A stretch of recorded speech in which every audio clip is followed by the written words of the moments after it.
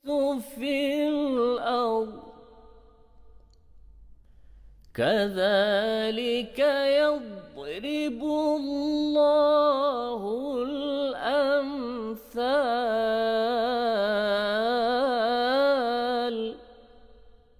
Maksudnya, adapun benda-benda yang berfaedah kepada manusia, maka ia tetap tinggal di bumi.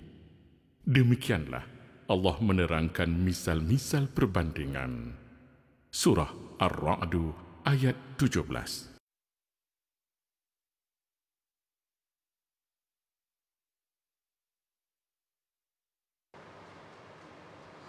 Baik, dengan hanya serendah RM2,000 sahaja, pasangan yang sedang mabuk bercinta barangkali boleh bernikah di sepadan. Tanpa perlu risau jika punya isteri pertama di Malaysia atau barangkali di tegah keluarga tak restu masjid dibina. Songkla, Naratiwat, Yala, Patani, Satu dan juga Bangkok antara lokasi hotspots untuk bernikah dan dianggap diiktiraf kedua-dua negara bagi urusan pernikahan sepadan. Laluan ke lokasi hotspot ini dilihat agak meriah bagai pesta sejak pintu sepadan dibuka semula. Daripada hanya 15 permohonan sehari, kini angkanya mampu mencecah 40 sehari. Lantas, ejen di Malaysia bagai berair rongkong. Cuma persoalannya, adakah trend nikah sepadan ini menggambarkan institusi kekeluargaan sedang tenat? Juga sejauh manakah nikah sepadan memberi kesenangan selama-lamanya buat pasangan mempelai? Dan menyentuh soal poligami, adakah kita sedang terperangkap atau kita yang memerangkap tentang persoalan bagaimana dan untuk apa? Anda bertemankan saya Dina Shah Salim dan tirai analisis minggu ini kembali dibuka.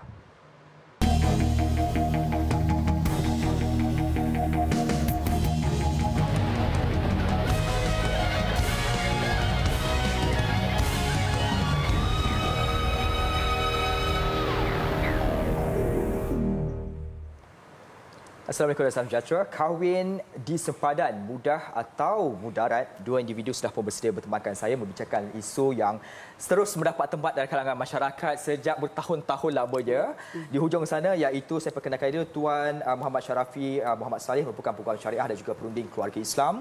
Dan di sebelah yang dekat dengan saya ini Datuk Dr. Halina Siraj, perunding motivasi juga pengasas akademik Dr. Har. Assalamualaikum, terima kasih sudi hadir bersama dengan analisis. Saya kira korumnya cukup baik kerana bukan hanya lelaki sahaja, wanita juga kami bawakan dalam forum kali ini. Walau bagaimanapun, sebelum kita berbincang tentang perkara ini, ada pendedahan yang kami bawakan kepada anda berhubung tentang situasi kahwin di sepadan yang kami bawakan dan kami analisis secara lebih mendalam dengan salah seorang ejen yang menawarkan perkhidmatan ini. Saksikan. Susulan isu nikah di sempadan hangat diperkatakan baru-baru ini, kami telah mendapatkan satu khidmat agensi kahwin di Selatan Thai untuk memperoleh maklumat secara terperinci mengenai isu tersebut. Menurut wakil agensi Muhammad Haris Fadilah, permintaan untuk berkahwin di selatan Thailand telah meningkat sehingga 30 permohonan sehari. Permohonan untuk booking sentiasa meningkat. Terutamanya yang terkini selepas ada isu-isu tertentu yang melibatkan orang-orang tertentu. Jadi kami di pihak Abu Norma Agensi ini mohon maaf yang cakap memang sentiasa dapat permintaan yang banyaklah begitu. Nak kata permintaan yang tinggi itu malu nak sebut, tapi permintaan itu sentiasa ada. Melihat di kedutaan sendiri pun, di Kedutaan Malaysia di Songkla, setiap hari tidak kurang daripada 30 pasangan datang untuk mendaftarkan. Itu bukan agensi saya, dirangkum setiap hari, bayangkan. Minimum 30 pasangan untuk membuat pengesahan di setiap 5 wilayah. Tambahnya lagi, pasangan yang mereka kendalikan untuk berkahwin di sana mempunyai masalah yang berlainan selain isu poligami, seperti isu anak tidak sah taraf, warga emas, kanak-kanak bawah umur dan lain-lain. Bernikah di Thailand, berbagai-bagai alasan dan berbagai masalah yang mereka hadapi. Sebab itu mereka memilih jalan terakhir di Thailand, menikah di Thailand. Mungkin kerana mereka poligami. Mungkin mereka wali enggan, wali tiada, warga asing. Dia banyaklah, dia bukan satu.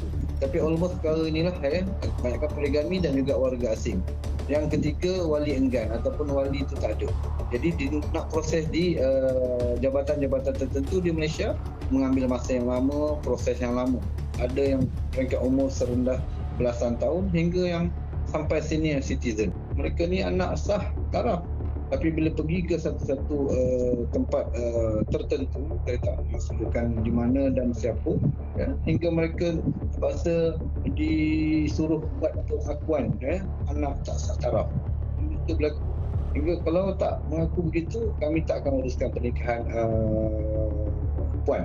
Remaja bawah umur ada, tetapi pihak majlis agama di sana kebanyakan mewajibkan penjaga ataupun ibu dan ayah itu hadir.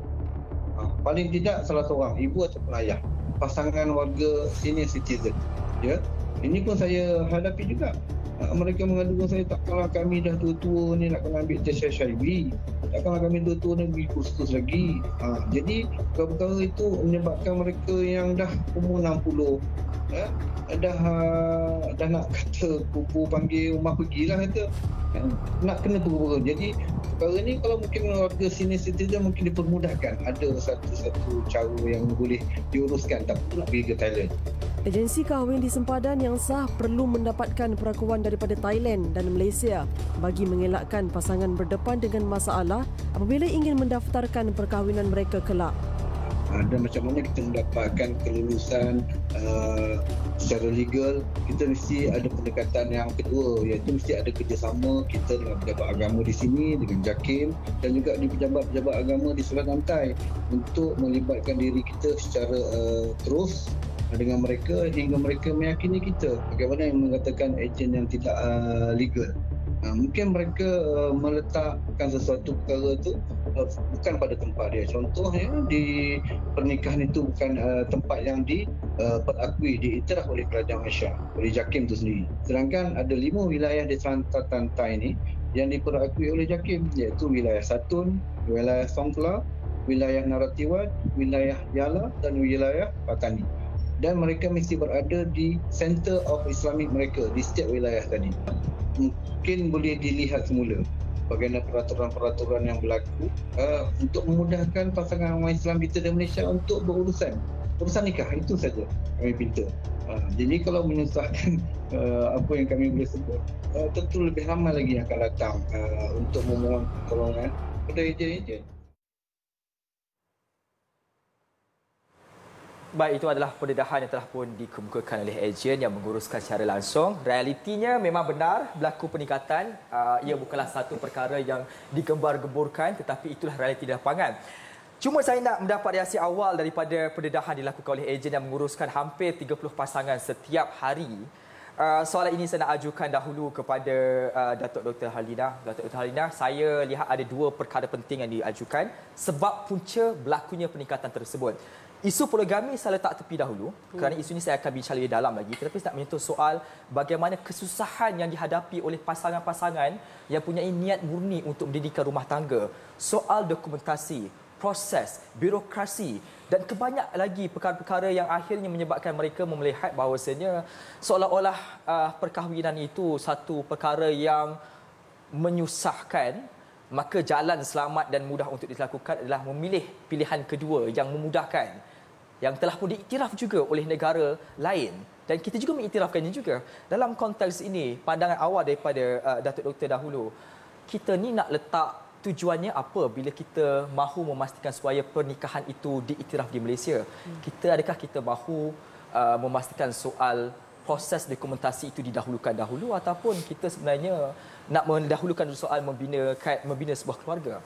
Saya rasa kita sebenarnya tak ada pilihan melainkan mempunyai satu sistem yang teratur ya, yang mana semua hak tanggungjawab dihormati dan dalam konteks perkahwinan kita tahu satu hubungan kontrak yang kemungkinan yang akan berlaku masalah ya. Jadi oleh sebab itu daripada peringkat awal tu kena daripada sesuatu yang mengikut undang-undang, luaran undang-undang supaya berlakunya pembelaan kepada semua pihak. Jadi apabila tapi saya kira tanggapan masyarakat kita adalah semua peraturan ini menyusahkan. Dan disebabkan itu mungkin jalan paling mudah adalah pergi kepada alternatif seperti ini. Jadi begini jelah Dini, kita nak fikir untuk jangka masa pendek ke atau untuk mikir jangka masa panjang. Dan manusia memang mempunyai satu tabiat di mana kalau boleh dia nak shortcut aja.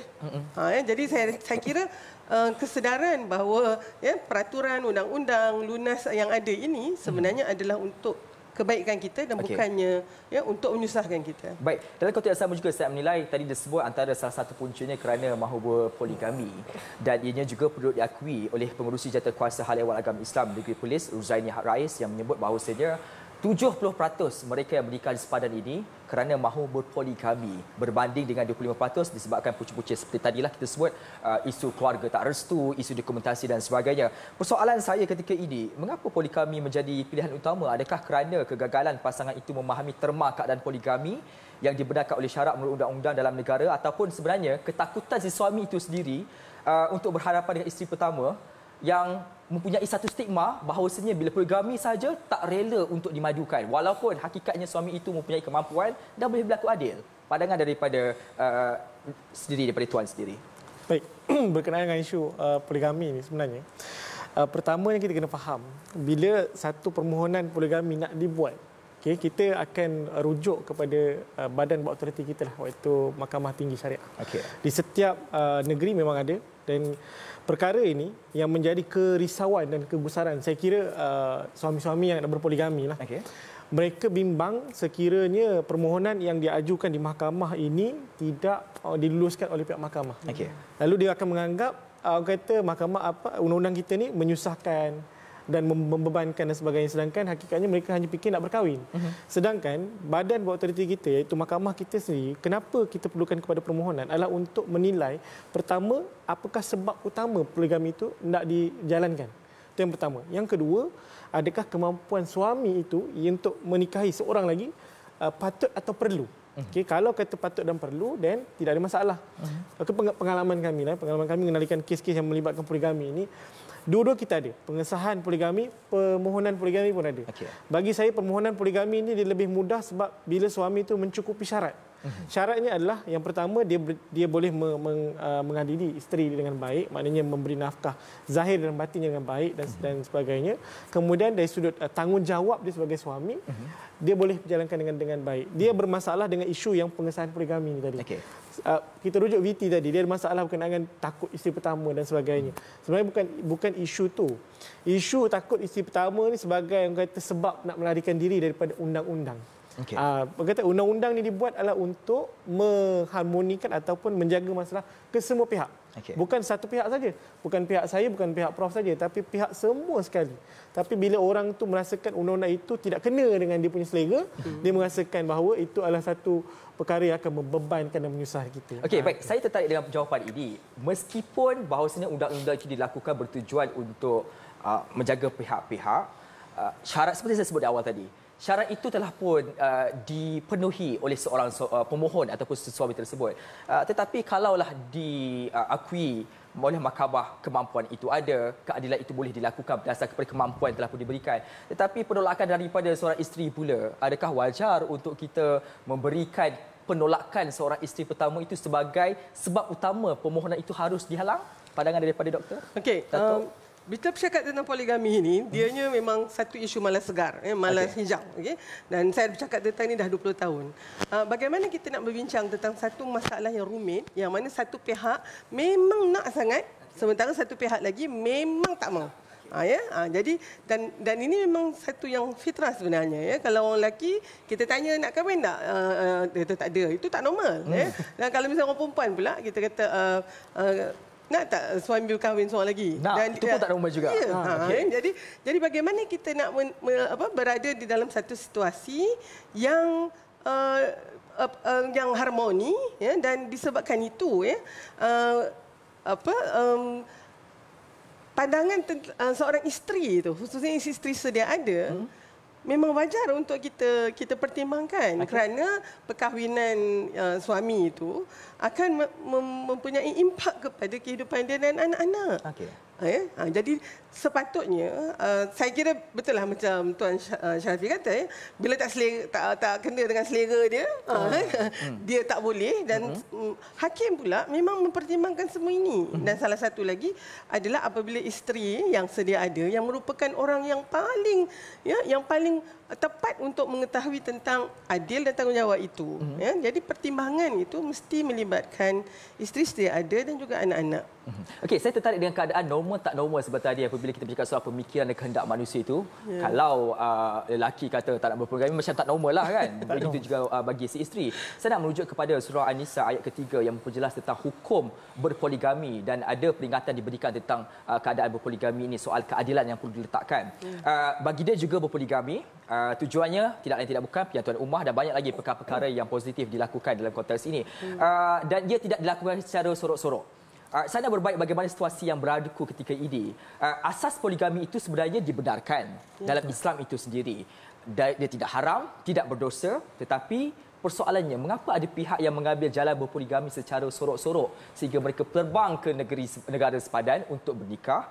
Adakah puncanya kerana kita terperangkap dengan stigma poligami itu salah kerana melihat tiada istilah adil dalam berpoligami itu wujud? Pandangan daripada Datuk. Baik, kalau kita lihat bahawa sorok-sorok ini pada saya adalah satu symptomatologi ataupun gejala kepada satu masalah yang memang sedia ada. Kalau seorang suami berbawa, mampu berkomunikasi, berbincang, dan memang jelas dari sudut keadilannya, saya rasa isteri boleh mempertimbangkan. Tapi dengan adanya prosedur mahkamah itu lebih lagi, memberikan lagi dalam konteks itu kita akan lihat kesejahteraan yang akan berlaku selepas poligami kan.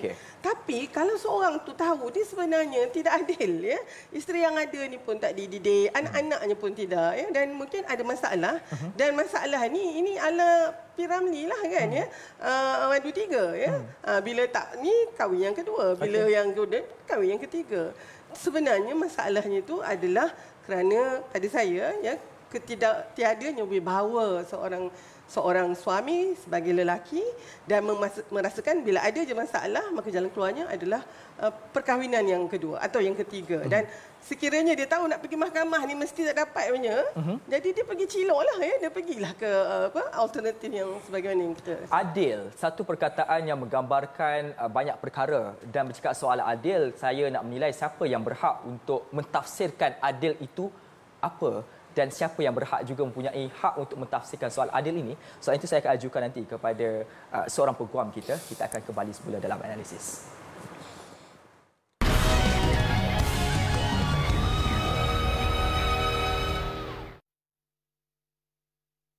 Jangan tunggu kita sakit baru nak berinfak. Jangan tunggu kita tua baru nak berwakaf. Ayo, sementara kita sihat, mari berinfak dan berwakaf kepada dana pembinaan Kompleks Masjid Tahfiz Al-Ayubi. Semoga infak anda ini akan mendatangkan kebaikan beribu kepada kita semula, insya-Allah.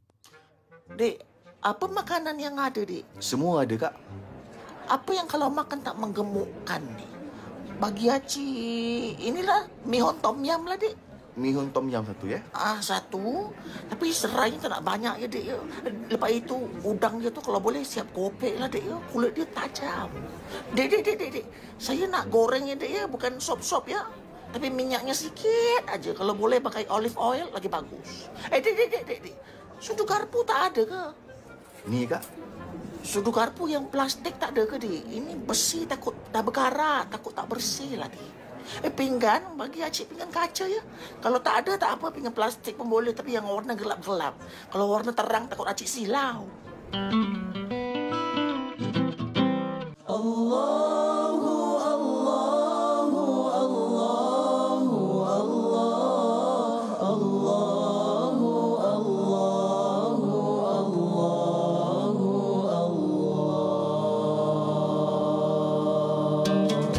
Dalam satu harakat kita bawa mesti kena ada cutting. Faham cutting? Cutting maksudnya satu pusingan gerak. Okey. Satu pusingan gerak. Habis di sini. Pusingan gerak kedua habis sini. Baru dia nampak mantap. Kalau tidak dia akan nampak flat. Ya, itu. Allah, masya-Allah. Wa wajadaka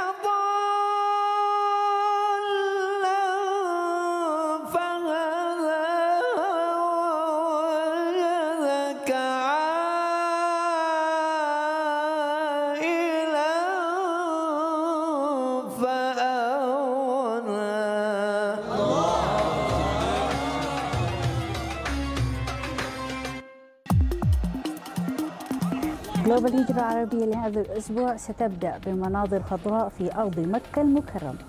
Bukit batuan menghijau ini kita jadikan ia untuk kita kembali kepada Allah. تابعوا برنامج جلوبال هجرة عربية كل يوم الجمعة في الساعة 9 إلى ربع مساء على قناة الهجرة وصفحة فيسبوك TVR هجرة.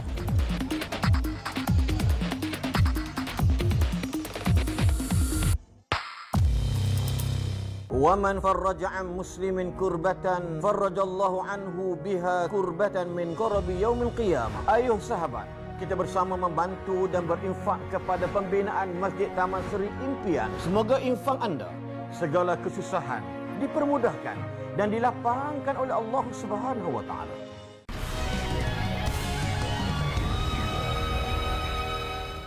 Baik, isu berkaitan tentang nikah di sepadan dan isu poligami adalah bagai isi dengan kulit. Tidak boleh dipisahkan dan sangat dekat kerana itu antara penyumbang besar berlakunya kes nikah di sepadan. Dalam konteks ini tadi kita bercakap soal keadilan tersebut.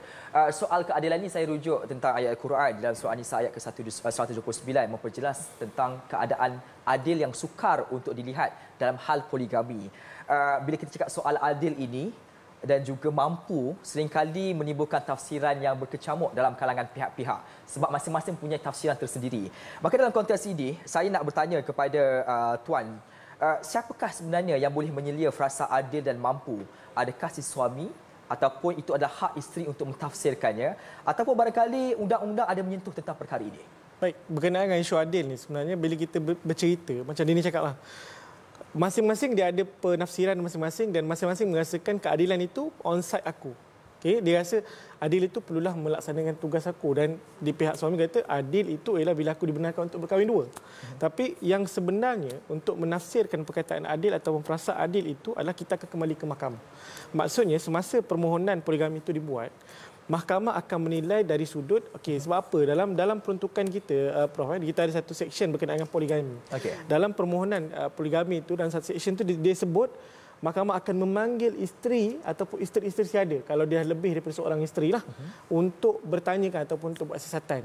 Siasatan ni dia bukan siasat macam kita pergi kepala polis, tidak. Dia siasat ni dia akan tanya dari sudut pelaksanaan tanggungjawab suami dalam tempoh perkahwinan itu, adakah suami melaksanakan dengan betul ataupun sebaliknya.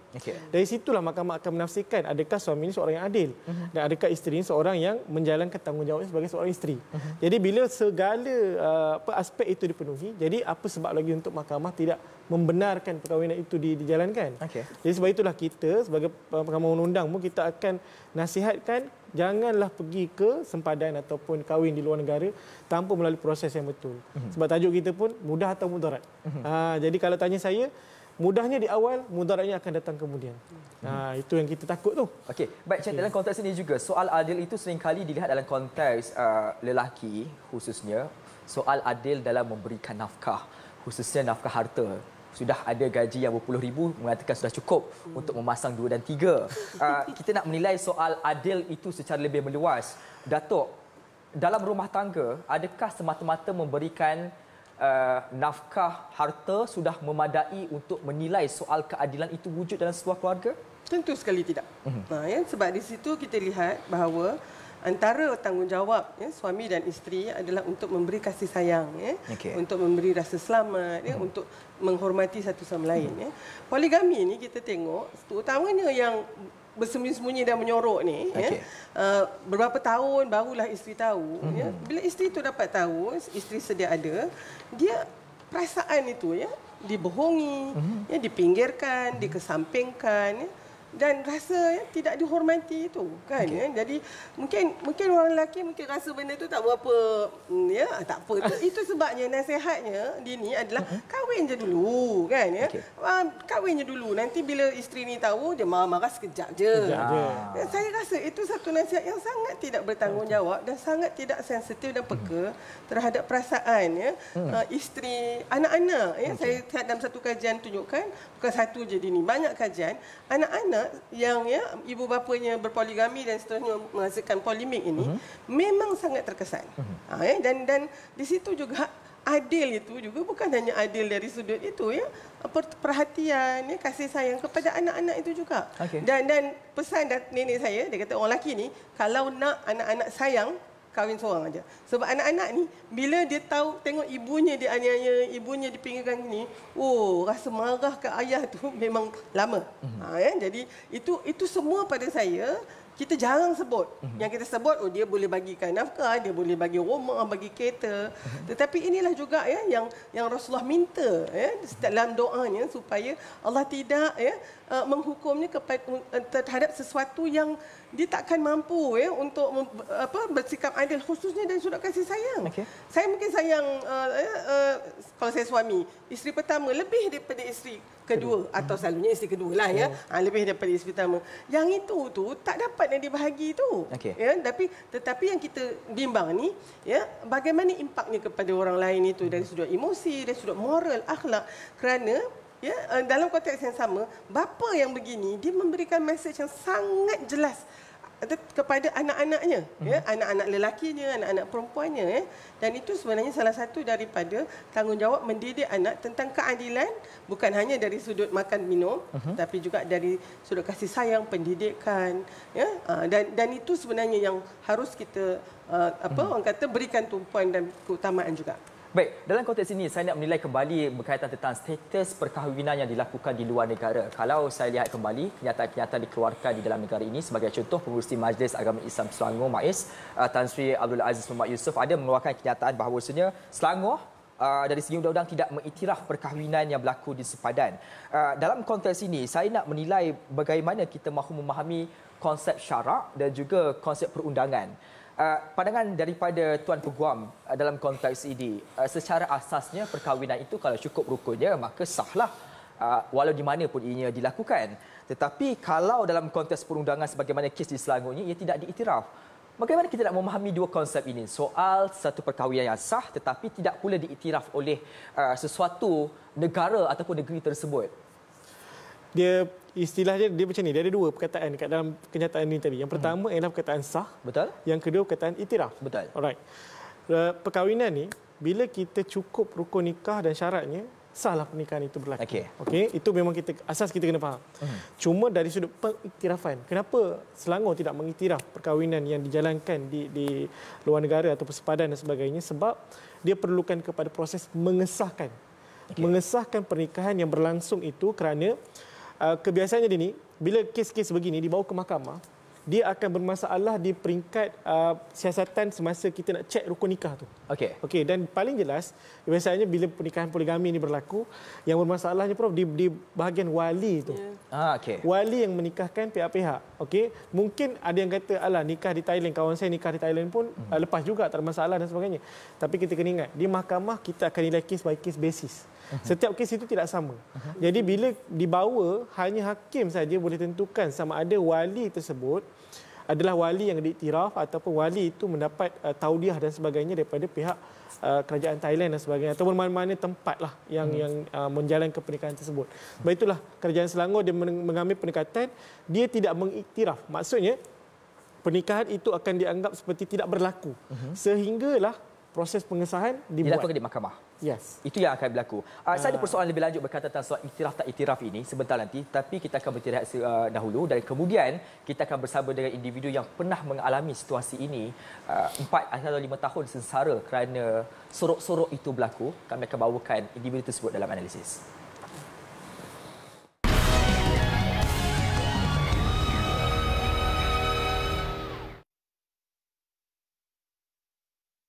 UniSyams kini membuka permohonan kemasukan ambilan Februari 2023. Program pelbagai bidang dan peringkat pengajian ditawarkan. Pembiayaan pendidikan disediakan. Hubungi kami untuk info lanjut. UniSyams, destinasi pengajian pilihan anda.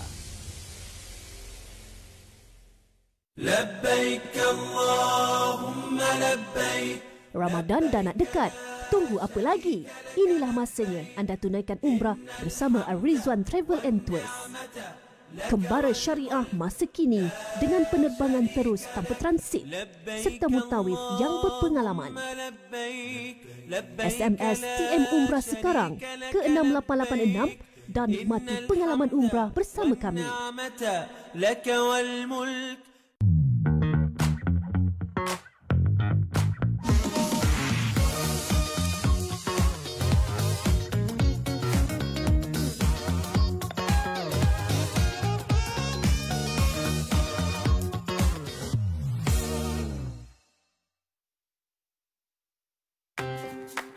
Pernah dengar tak? Rajin adik, rajin, rajinlah belajar. Bila besar nanti,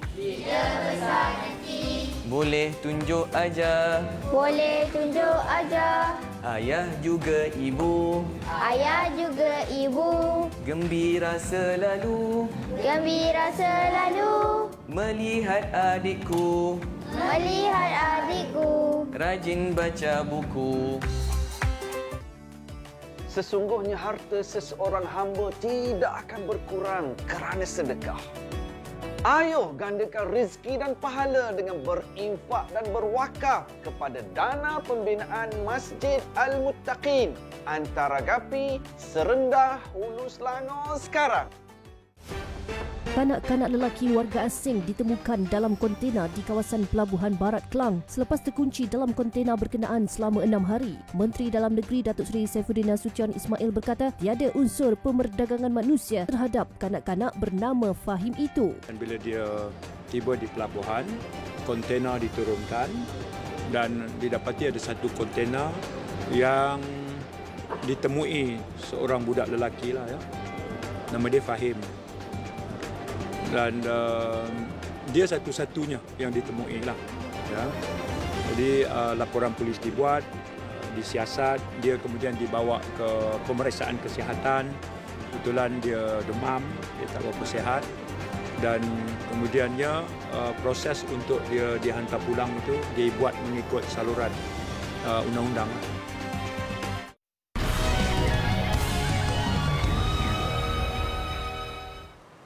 Baik, kembali kepada analisis. Saya nak terus bersama dengan individu yang pernah melalui fasa yang baginya amat menggelapkan apabila pasangannya pada ketika itu main sorok-sorok dengannya, difahamkan lebih daripada 4 tahun.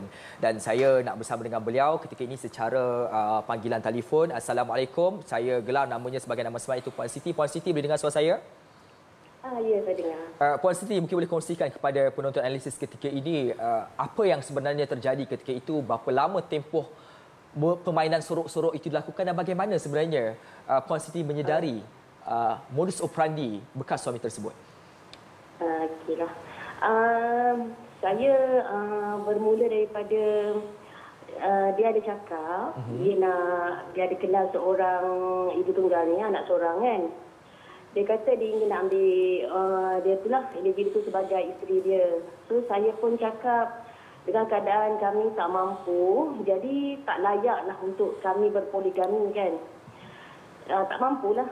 Ya, fahamlah bagi segi tak mampu tu macam mana. Jadi selepas lamalah juga sorok-sorok, jalan-jalan, saya jumpa dalam handphone ni semua kan. Gambar dia orang jalan apa semua.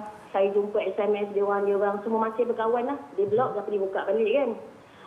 Satu hari tu sampai ke tahap saya dah macam rasa tak jadi kot. Macam tu lah. Tak jadi kot dia kahwin. Tapi satu hari tu dia hilang selama 4 hari. Kan? Dengan keadaan yang sebelum tu saya dah pergi ke pejabat agama. Saya dah minta nasihat pejabat agama yang mengatakan yang dia tak mampu. Dia tak boleh berpoligami lah. Kan saya dah bagi tahu lah kat pejabat agama semua. Dan sesi kaunseling tu berjalan, dia tak datang. Pejabat agama panggil, dia tak datang. So, saya ingat dia dah berubah lah. Kan, dia dah ke arah macam dah melupakan. Satu hari tu, dia hilang selama 4 hari. Perempuan tu pun hilang selama macam tu juga. Bila saya telefon family dia cakap dia pergi bercuti dengan kawan-kawan. Dan keadaan dia, keuangan dia tak kukuh macam tu pun, dia pergi lari ke Siam, dia orang nikah. Dia orang nikah, benda tu berjalan selama 4 tahun dia tipu saya. Okey. Dia tak tidur waktu malam lah, waktu siang dia habiskan masa kat sana. Bila saya tanya dia kerja tak, dia kata dia buat income sendiri lah kan, dia kata slow apa semua kan. Okey lah, tak apa sebab saya sendiri pun ada income saya pun menjaga jugalah. Sampai satu tahap tu bila dah kantoi, dia mengakulah akhirnya. Dia dah nikah dengan perempuan tu. Selepas mendapat pengakuan daripada suami tersebut, tindakan pertama diambil oleh Puan sendiri. Adakah Puan terus memfailkan perceraian, permohonan perceraian, mahu bercerai ataupun ada wujud perbincangan antara pihak-pihak? Saya memang tak berterima.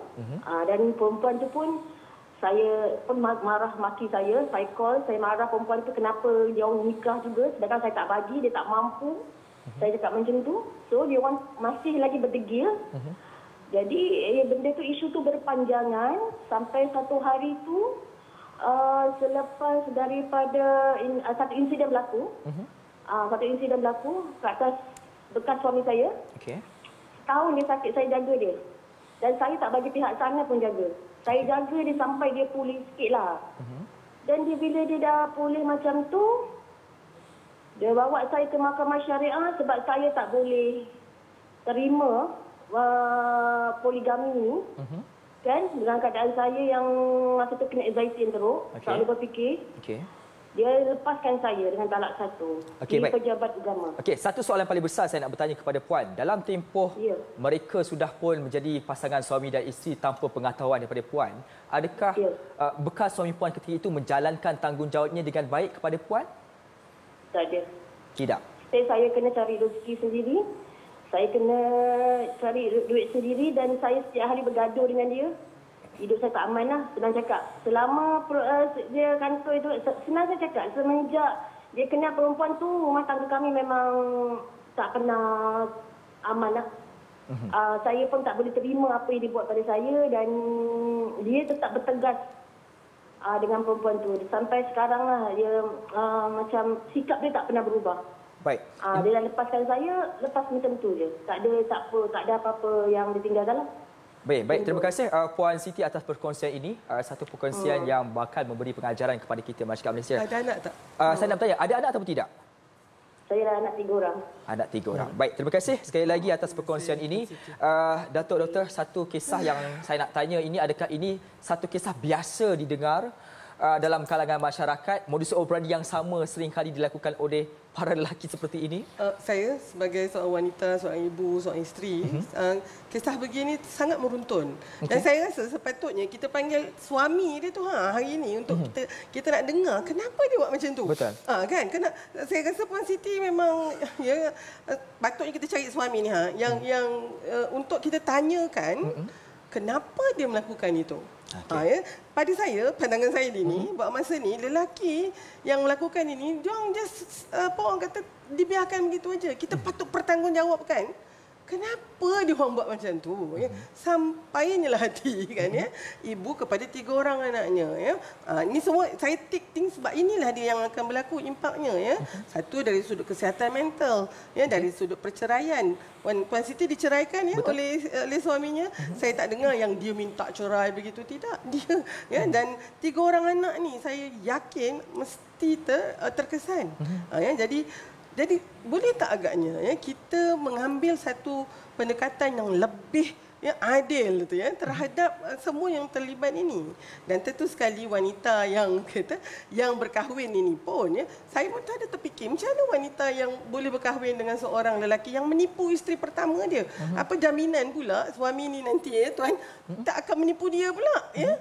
Kan jadi saya rasa kita semua kena, ianya tidak akan berlaku kalau misalnya ya kita semua berada pada tahap kesedaran yang tinggi, ya, ilmu yang betul-betul menyuluh. Ini semuanya adalah, tapi minta maaf nak katalah, ini berpunca daripada, saya bukannya male bashing ni begini, tetapi saya rasa poligami yang sebenarnya diharuskan oleh Islam untuk pembelaan ya, untuk penyatuan ummah tadi, sebenarnya menjadi begini kerana dia dipraktikkan oleh lelaki yang tidak sepatutnya mempraktikkan poligami. Baik, dalam konteks yang sama, kerana kita bercakap sudah ada satu kes realiti dan bagaimana respon diberikan oleh isteri kedua sebentar tadi dalam kes seperti ini, saya nak bertanya kepada Datuk Doktor sendiri. Kita seringkali melihat isu poligami ini akhirnya kepada lelaki itu yang menjadi punca segala-galanya. Saya tak nak tinggalkan juga wanita kedua tersebut di dalam perhubungan ini. Pandangan daripada Datuk Doktor sendiri, pendekatan yang perlu diambil oleh wanita kedua tersebut apabila sudah tahu pun seorang lelaki yang sedang didatingkan itu adalah seorang suami orang dan pula diajak pergi berkahwin di luar, tindakan mengiyakan adakah wajar untuk dilakukan oleh wanita? Saya tidak mempunyai jawapannya dan itu mungkin lagi satu lagi pihak yang harus kita tanyakan ya. Tapi selalunya begini jelah Dini ya. Tadi kan Dini awal-awal kata mabuk cinta ya ataupun dan dalam hubungan bila kita dalam romantic phase, semuanya cantik. Jadi yang ketika itu, kita tak nampak semua ni. Tetapi kalau ikut Profesor Susan Campbell, lepas tu adalah fasa perebutan kuasa. Dan pada saya, rumah tangga berpoligami mempunyai isu yang sangat rumit apabila mereka sampai pada fasa ini, perebutan kuasa ini. Dan dalam konteks ini bukan hanya perebutan kuasa antara seorang isteri dengan suami, tetapi ada juga seorang lagi isteri kedua contohnya. Jadi itu semua sebenarnya menyebabkan rumah tangga yang sebenarnya mungkin sudah rapuh ditambah dengan satu lagi rumah tangga yang juga bermula dengan kerapuhan, dan saya rasa itu nanti yang akan menyebabkan impaknya itu kita bimbanglah akan melibatkan terlalu ramai pihak-pihak yang terlibat yang terkesan di dalam keluarga. Pihak-pihak yang terkesan ini saya nak berbalik kepada sebelum kita berteriak sebentar tadi soal tidak diiktiraf itu. Saya nak bertanya dengan Tuan Peguam, kalau suatu perkahwinan di luar itu tidak diiktiraf, maka persoalan paling besar adalah bagaimana status bagi isteri tersebut. Dan status itu kita perlu lihat, dia bukan hanya semata-mata soal status tetapi membawa kepada hak sebagai seorang isteri kedua. Kalau ada anak pula, hak bagi anak tersebut. Kesannya bagi mereka ini apabila perkahwinan tidak iktiraf, hak-hak mereka yang terlibat itu, adakah terkesan juga nanti? Baik, dari sudut hak ni, perempuan di luar sana yang berada dalam situasi isteri kedua, sekiranya perkahwinan itu tidak diiktiraf, right? Perempuan kena faham, macam saya cakap tadi, perkahwinan itu tidak akan dianggap wujud sehingga dia diiktiraf oleh undang-undang kita. Jadi dari sudut hak diri perempuan, kalau nak meminta isu nafkah diri dan sebagainya, tak boleh. Sebabnya dia tidak dianggap sebagai ada, sehingga rekod itu ada dalam kita punya sistem jabatan agama kita. Dan anak juga hak dia dinafikan. Bila haknya dinafikan, bukan dinafikan dari sudut hukum syarak kalau perkahwinan itu menepati rukun nikah dan sebagainya, tapi dari sudut perundangan. Sekiranya suami itu macam Prof cakap, jenis yang kahwin kemudian tinggal, Prof, dia macam dia pakai baju kan, pakai kejap lepas tu dia dicabut, ditukar lain gitu. So bila isu macam tu akan menyebabkan isteri yang sedia ada ataupun isteri yang baru nanti akan ada masalah dari sudut hak dia. Saya suka nak nasihatkan ini kepada isteri-isteri yang berada di luar sana. Bila berlaku dalam situasi begitu, dah tahu suaminya berkahwin secara sorok-sorok, kita ada peruntukan undang-undang untuk melaporkan kepada pejabat agama berkenaan dengan isu poligami tanpa kebenaran dan pernikahan tanpa izin pendaftar nikah cerai dan rujuk. Sebagai isteri yang sedia ada, saya setuju dengan pendapat Prof mengatakan kita sebagai isteri kena ada ilmu rumah tangga, ilmu pengurusan rumah tangga dan sebagainya. Pastikan kita ada ilmu, jangan hanya kahwin kemudian duduk di dapur. Kahwin tu dia mesti ada ilmu, diselangi dengan ilmu. Bila ada ilmu, bila berlaku situasi macam ni, kita tahu nak ke mana. Kita nak report tu bukan tujuannya kita nak balas dendam, tidak. Tapi kita nak ajar kepada suami, kalau nak buat secara betul. Biar kita buktikan di mahkamah perasaan keadilan tadi yang macam Dini kata. Biar mahkamah yang tentukan adakah kau ni adil ataupun tidak, mampu ataupun sebaliknya. Itu yang kita nak pastikan poligami itu dapat tercapai maksud yang sebenarnya. Itu yang saya kata, saya setuju dengan pendapat Prof. Mesti diselangi ilmu dalam rumah tangga. Baik, dalam konteks ini saya nak menilai pula bagaimana undang-undang memperlihatkan soal poligami dan bagaimana pula undang-undang memberi gertakan kepada mereka yang melanggar peraturan khususnya dalam soal kahwin di luar sepadan ini. Semuanya kami akan bincangkan dalam analisis.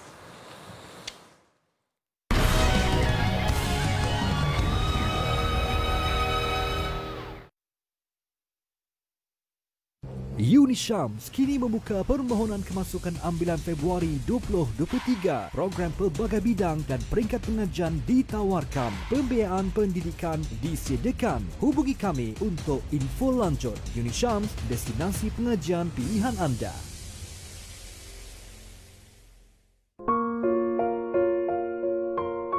Ya Allah, dengan pahala infak ini, aku sedekahkan untuk arwah ibuku. Ayuh, hadiahkan pahala yang sentiasa mengalir buat ibu dan ayah dengan berinfak dan berwakaf kepada dana pembinaan Masjid Taman Saintex, Mukim Senai, Kulai Jaya, Johor Bahru sekarang.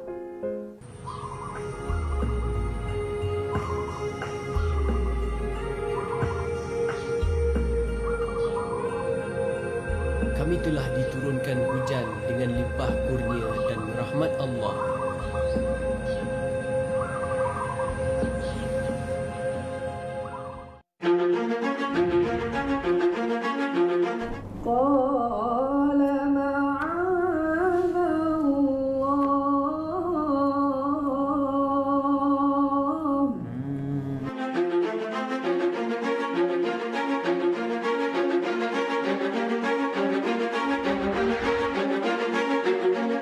Okey, di tangan saya ni ada 31 peserta yang mendapat markah paling tertinggi 85 ke atas, 85 ke atas.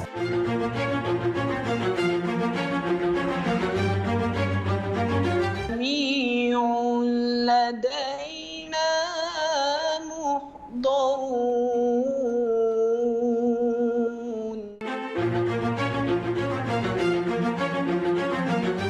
Bersama saya Fakhur Razi Kamarudin dalam rancangan Akademi Qurra hanya di TV Al-Hijrah, saluran 114, satukan ummah dengan Al-Quran.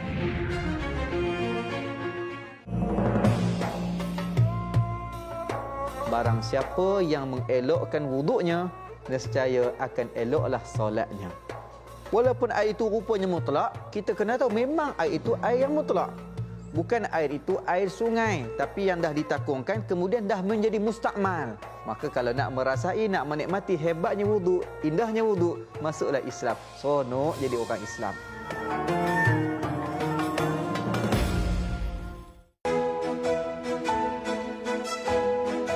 Kenapa orang yang kita sayang tinggalkan kita?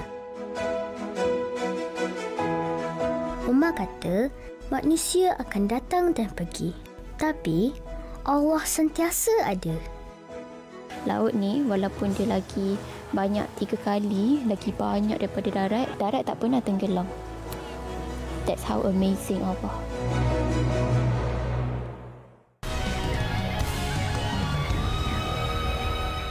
Baik saudara, kita nak menyelesaikan ataupun setidak-tidaknya mencari jalan keluar bagi peningkatan isu nikah di sepadan ini. Saya nak menilai bagaimana peruntukan undang-undang sedia ada. Kalau saya lihat berdasarkan peruntukan undang-undang keluarga Islam di kebanyakan negeri membenarkan poligami. Tetapi ada syarat-syarat dilakukan. Malah Undang-Undang Keluarga Islam Wilayah Persekutuan 1984 juga seperti Seksyen 23-3 juga mengatakan perkara yang sama, boleh tetapi ada syaratnya. Cuma adalah berlaku pindaan bagi tujuan untuk mengetatkan lagi prosedur tersebut. Persoalan ini saya nak tampilkan kepada Datuk Doktor. Prosedur yang ketat boleh menyumbang kepada pengurangan peningkatan nikah di sepadan. Kerana banyak sangat birokrasi dan sebagainya. Maka mereka lari cari pilihan kedua yang memudahkan. Namun, jika kita tidak perketat, ia boleh menimbulkan keadaan si suami tidak adil kepada isteri-isteri. Maka dalam konteks ini, bagaimana kita mengimbangi dua perkara ini? Ada dua dilema yang dihadapi realiti di negara ini. Saya rasa kita ada satu kaedah yang mana memang bermula dengan ilmu, kesedaran, supaya semua orang yang mempertimbangkan untuk poligami ini akan bermula dengan satu keadaan mengukur baju di badan sendiri. So dengan itu kita bolehlah meletakkan satu jangkaan yang realistik. Katalah keadaan-keadaan tertentu, biasalah mungkin isteri juga memberikan satu tentangan yang sangat hebat contohnya kan. Jadi di situ perlu ada banyak ruang negotiation atau negosiasi yang mana kalau katalah memang nak berpoligami pun apakah syarat-syaratnya, itulah yang nak dinikan oleh hakim di mahkamah supaya semua hak khususnya isteri dan anak yang sedia ada terbela dan katalah perkara ini apabila mahkamah mengatakan ditolak permohonan itu mesti ada sebabnya kan, dan kalau ianya semuanya memenuhi syarat kemungkinan besar akan diberikan kan. Tetapi bila orang dah tahu dia nak ditolak maka itu yang dia pergi ke tempat lain dan pada saya dalam konteks yang lebih makro kena ada koordinasi lah di antara dua sebab ini melibatkan perundangan dan saya rasa sekiranya kerjasama itu boleh ditingkatkan, saya rasa masalah ini maknanya begini, bila dia ke sempadan pun susah juga di sempadan tu contohnya kan, jadinya dia tidaklah macam di sini susah di sini senang, tentu sekali secara biasanya manusia akan pergi kepada yang lebih senang tetapi beginilah sebenarnya Dini, susah senang itu sebenarnya dia bukannya menyusahkan kita, tajuk kita kan mudah atau mudarat dia mungkin jadi mudah tapi mudaratnya dunia dan akhirat. Biarlah kita tanya mereka yang betul-betul ikut prosedur. Dia nampak susahlah tetapi akhirnya dia akan mengurangkan mudarat dunia dan akhirat. Kena fikir sampai ke situlah. Jadi pada saya itu conclusion saya. Baik, kita belum habis lagi. Ada soalan lagi saya nak berikan kepada Datuk Doktor dalam konteks ini, tapi saya nak beralih pula kepada tuan peguam kita. Saya nak bertanya berkaitan tentang elemen utama yang akan dilihat oleh mahkamah tersebut dalam soal berluluskan permohonan. Adakah kebenaran daripada isteri pertama menjadi keutamaan dan keperluan mandatori untuk suatu permohonan itu diluluskan? Okey, berkenaan dengan isu ni, sebenarnya ni kebanyakan isteri-isteri di luar sana dia ada kesilapan, salah faham sikit. Okey, sebenarnya dia bukan mandatori, Prof. Dia yang utamanya bila suami itu buat permohonan, dia mesti sampaikan dokumen itu ataupun permohonan itu kepada isteri sedia ada untuk isteri tengok. Suami ni nak kahwin dengan siapa? Bila suami nak kahwin dengan siapa, isteri itu adalah rasa, orang kata boleh nak siasat dululah bakal madu ni siapa. Jadi bila dipanggil ke mahkamah, masa siasatan dibuat oleh hakim tu, mahkamah bukan tanya isteri setuju tak perkahwinan ni diadakan atau poligami ni dibenarkan. Kalau setuju saya sign. Tidak. Kebenaran itu datangnya daripada hakim. Okey, tapi apa yang diperlukan oleh pihak mahkamah kepada isteri sedia ada ialah mahkamah nak bertanya. Sepanjang dalam tempoh perkahwinan yang dijalankan, contohlah katalah dia dah berkahwin selama 20 tahun. Tahun ke-21 nak berpoligami. 20 tahun tu hakim akan tanya makan minumnya cukup ke tidak, anaknya dibagi makan pakai cukup ke tidak, ataupun dari sudut perubatan benda-benda asas dalam menjalankan tanggungjawab sebagai suami. Okey, nafkah zahir, nafkah batin. Okey. Kemudian selanjutnya ialah lain-lain yang mahkamah rasa fikirkan patut dan wajar. Okey, itu atas penilaian pihak mahkamah. Maknanya bukan pendapat kita ni mengikat semua mahkamah di Malaysia, tidak. Mahkamah di KL begini pandangannya, mahkamah di Selangor begini, mahkamah di Pahang begini. Jadi setiap hakim itu dia ada ijtihad atau pandangan dia. Dan pandangan dia itu dia akan tengok kepada situasi pemohon tu. Bila situasi pemohon yang datang kepada dia dalam keadaan yang okey, dia dah tunjukkan yang dia berjaya menjalankan tanggungjawab suami dengan betul, isteri pun tak ada masalah, datang pun dalam keadaan meredoi permohonan suami, tidak ada masalah, tidak ada isu. Macam Prof cakap, dia mudahnya di awal, di awal, mudaratnya di akhir. Kita nak hilangkan mudarat yang di akhir ni. Kita nak pastikan mudaratnya tidak ada. Sebab itulah tujuannya kita pergi ke mahkamah. Berbalik kepada isu prosedur tadi tu, maknanya tujuan prosedur itu dibuat bukanlah untuk menggalakkan, tidak. Kita tak menggalakkan, Prof, tapi untuk mengawal selia. Bila mengawal selia ni maknanya bila ada permohonan yang terlampau banyak, mahkamah boleh tapis dulu. Tengok dulu mana yang patut dilepaskan, mana yang patut ditolak dan sebagainya. Allahuakbar. Okey, baik. Saya nak meletakkan diri saya seolah-olah seorang lelaki yang sedang mencari yang kedua, dan kedua itu pula saya menikah di luar sepadan, dan saya nak bertanya soalan ini kepada Datuk Doktor. Dalam situasi seperti ini, lelaki ini mempunyai keadilan dan kemampuan, dan kalau dibawa ke mahkamah itu pasti akan diluluskan, dan yakini boleh diluluskan. Cuma masalahnya adalah apabila si isteri lebih beremosi sehingga beliau merasakan bahawasanya keadaan akan lebih mudarat jika beliau tahu, isteri kedua pertama ini tahu, maka mengambil jalan untuk melakukan secara sorok-sorok. Persoalan ini saya nak ajukan kepada Datuk Doktor. Dalam keadaan situasi ini, bagaimana kita nak menyantuni situasi ini daripada dilihat supaya pihak-pihak semua merasa lapang dada? Kerana kalau diikatkan pada situasi tersebut, ia boleh menjejaskan kepada keadaan mudarat lebih awal berlaku. Kerana isteri pertama memang tidak akan terima hakikat itu akan tentang adanya madu. Baik. Itu tadilah kita mengatakan tentang sesuatu bukannya seperti duit yang boleh bagi ni ya sama rata. Ini adalah tentang kasih sayang ya. Dan tadi tu ya, wanita memang menganggap bahawa apabila seorang suami mengambil isteri yang lain ya, dia take it very personally ini yang dengan izin ya, maknanya seolah-olah dia ya tidak lagi mampu ataupun dia sudah dah tua contohnya kan, dan seolah-olah dikesampingkan ya. Jadi saya rasa antara kewibawaan suami yang nak berpoligami ini adalah untuk anticipate ni.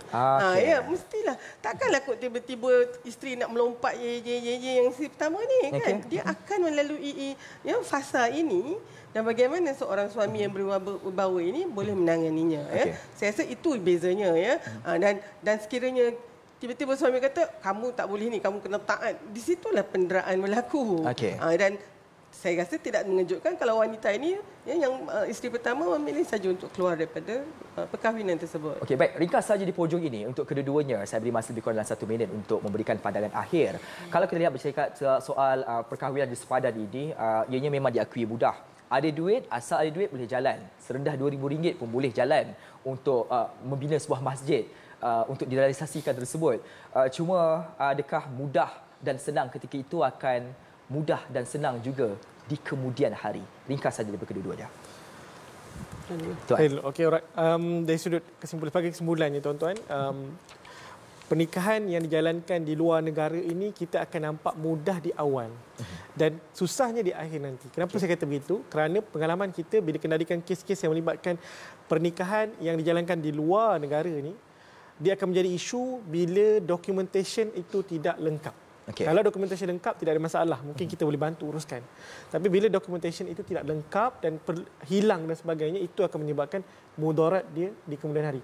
Dan lebih teruknya Prof, bila salah satu pasangan itu meninggal dunia dan pernikahan itu belum disahkan lagi. Jadi kita tidak menggalakkan perkahwinan itu dijalankan di luar negara, baik monogami ataupun poligami. Kalau perlu untuk melalui proses perundangan kita, lalulah dengan elok, lalu dengan baik, kerana tuan-tuan kena faham, proses perundangan kita buat ini bukanlah untuk memenuhi kehendak sesiapa, bukan untuk memenuhi selera sesiapa, tapi untuk menjaga masalah semua orang, semua pihak, baik lelaki, baik perempuan, baik isteri pertama, isteri kedua dan sebagainya, termasuk hak suami itu sendiri. Baik. Itu saya punya kesimpulan lah. Baik, ringkas saja pula daripada Datuk Doktor. Kita pergi pada asas perkahwinan. Ini adalah untuk mewujudkan sakinah, mawaddah dan rahmah, dan supaya dua insan ini menjadi hamba Allah yang lebih taat lagi. Dan kemudian membina keluarga, anak-anak dan seterusnya. Sekiranya kita diuji dengan isu ini, adanya yang melakukan poligami, menyorok-nyorok pula ke, kita balik kepada yang itu. Sekiranya hubungan kita berantakan, tidak ada sakinah, hilang mawadah, hilang rahmah. Saya rasa di situ kita kena pasangan ini, siapa yang terlibat ini kena melihat semula dan memastikan mampu membawa bahtera rumah tangga itu di atas jalan yang benar, insya-Allah. Baik, terima kasih atas perkongsian dan juga buah fikiran daripada Datuk Dr. Halina Siraj dan juga daripada Tuan Muhammad Syarafi Muhammad Asrih. Satu perkongsian cukup baik, 1 jam memang tidak cukup. Lagi-lagi isu berkaitan poligami ini yang telah pun mendapat tempat dalam kalangan masyarakat sejak bertahun-tahun lamanya dan perlu ada satu tindakan wajar perlu dilakukan dalam konteks ini. Dan baiklah saudara, soal kita bercakap tentang ini mudah ketika ini bukan bererti akan mudah di kemudian hari, khususnya apabila menyentuh soal tali persaudaraan, keturunan dan juga harta. Dalam perihal berumah tangga, binalah ia dengan restu, keikhlasan dan kejujuran oleh setiap daripada entiti yang mengikat. Hakikatnya sudah banyak cerita duka lara yang disebut di dalam akhbar tentang kegelapan masa depan dan keretakan rumah tangga akibat sikap sambil lewa dan ambil mudah ketika membina sebuah keluarga tersebut. Poligami itu tidak salah. Yang salah itu si pemain poligami jika tidak memahami persoalan bagaimana dan untuk apa. Kahwin sepadan pula ia akan jadi salah jika ia dihalalkan pada niat yang diselindungkan. Kepada sang suami yang mungkin mempunyai keupayaan dari segi harta, adil dan juga kemampuan, jika punya niat untuk memasang 2 atau lebih, berkomunikasilah dan bawa kepada pihak-pihak yang arif dan ikutlah cara yang sah. Namun nasihat saya dari seorang lelaki kepada anda juga lelaki, usah sekali-kali diterbit niat itu, padam, buang dan letaklah di tepi. Saya Dina Syah Salim untuk tirai analisis minggu ini. Assalamualaikum dan selamat petang Malaysia.